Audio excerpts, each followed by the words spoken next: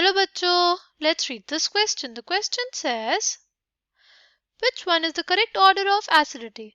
Option A, ethene, propene, propyne or ethine. Option B, ethyne, propyne, ethene, ethane. Option C, ethyne, ethene, propyne, propene. Option D, ethane, ethene, propyne, ethine. The key concept for this question is acidic behavior. Okay acid की हम लोग general definition क्या बोलते हैं? Acid की general definition जो होती है हमारे पास वो होती है कि जो जल्दी H प्लस लूज कर दे, right? One which loses H plus easily.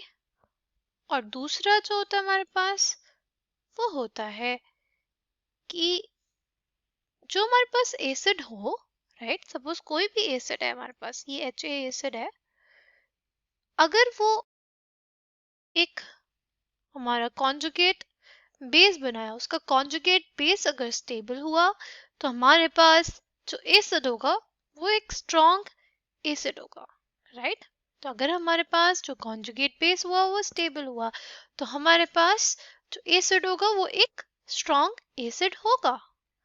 Okay अगर हम लोग कंपेयर करें हमारे sp हाइब्रिडाइज्ड कार्बन में, sp2 हाइब्रिडाइज्ड कार्बन में और sp3 हाइब्रिडाइज्ड कार्बन, देखो जो हमारे पास sp हाइब्रिडाइज्ड है उसमें हमारे पास s कैरेक्टर कितना है 50%। जो हमारे पास sp2 हाइब्रिडाइज्ड है उसमें हमारे पास s कैरेक्टर कितना हो जाएगा 33.33%। और जो हमारा sp3 है उसमें हमारा s कैरेक्टर कितना हो जाएगा, उसमें हो जाएगा 25%। ओके अब अगर हम लोग इसको अगर देखें कि एक एसिड जैसे बिहेव करेगा तो हमारे पास क्या कॉन्जुगेट बेस बनेगा। अगर हमारे पास जो इथाइन है इससे H प्लस निकला तो हमारे पास क्या हो जाएगा, कुछ ऐसा मॉलिक्यूल, राइट? अगर हमारे पास ये जो इथीन है इससे H प्लस निकला तो हमारे पास क्या बन जाएगा, इससे बन जाएगा हमारे पास कुछ ऐसा मॉलिक्यूल। और अगर इथेन में से H निकला तो हमारे पास हो जाएगा ये कार्बन आयन। अब अगर हम लोग देखें ये जो हमारा नेगेटिव चार्ज है ना वो प्रेजेंट रहेगा हमारे sp ऑर्बिटल में। देखो sp ऑर्बिटल में हमारे पास 50% s कैरेक्टर है और जहां पे भी s कैरेक्टर ज्यादा होता है ना, देखो s ऑर्बिटल हमारा क्या होता है कि वो बहुत ज्यादा स्फेरिकल इन शेप है, उस पे जो हमारी जो अट्रैक्टिव फोर्सेस लगती है न्यूक्लियस की वो बहुत ज्यादा लगती है, राइट? उस जो न्यूक्लियस उस पे पुल लगाता है वो सबसे ज्यादा लगाता है क्योंकि वो बहुत ज्यादा यूनिफॉर्म है, हर तरफ से उसमें इलेक्ट्रॉन डेंसिटी को आराम से पुल किया जा सकता है। तो इस वजह से जहां पे भी हमारा एस कैरेक्टर ज्यादा होगा वहां पे जो बनने वाला एनायन होगा वो बहुत ज्यादा स्टेबलाइज होगा क्योंकि वो जो उस पे न्यूक्लियस का पुल लगेगा वो बहुत ज्यादा लगेगा। इस वजह से जो हमारा इथाइन से हमारा जो कार्बन आयन बना ना वो बहुत ज्यादा स्टेबल है क्योंकि वो sp ऑर्बिटल में है, उसमें परसेंटेज एस कैरेक्टर ज्यादा है। तो इस वजह से जो हमारा कॉन्जुगेट बेस है वो सबसे ज्यादा स्टेबल कौन सा है, वो ये वाला है।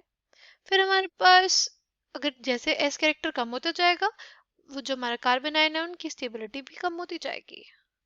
फिर हमारे पास sp2 कैरेक्टर वाला और फिर हमारे पास sp3 हाइब्रिडाइजेशन वाला। ठीक अगर हमारी जो कॉन्जुगेट बेसिस है उनकी स्टेबिलिटी का ऑर्डर ये है तो हमारे जो एसिडिटी का ऑर्डर होगा भी सेम हो जाएगा। सबसे अच्छा एसिड हमारा इथाइन, फिर इथीन और फिर हमारा इथेन। ओके अगर अब हमें कंपेयर करना हो प्रोपाइन में और इथाइन में, राइट? तो हमारे पास देखो जो प्रोपाइन है ना उसमें कितने एसिडिक एच है? It has only one acidic H, ये वाला, ओनली वन। बट हमारे पास जो इथाइन है इसमें दो एसिडिक एच है, it has two acidic hydrogens. ज्यादा एसिडिक कौन हुआ? जिसके पास दो एसिडिक हाइड्रोजन्स हुए, राइट?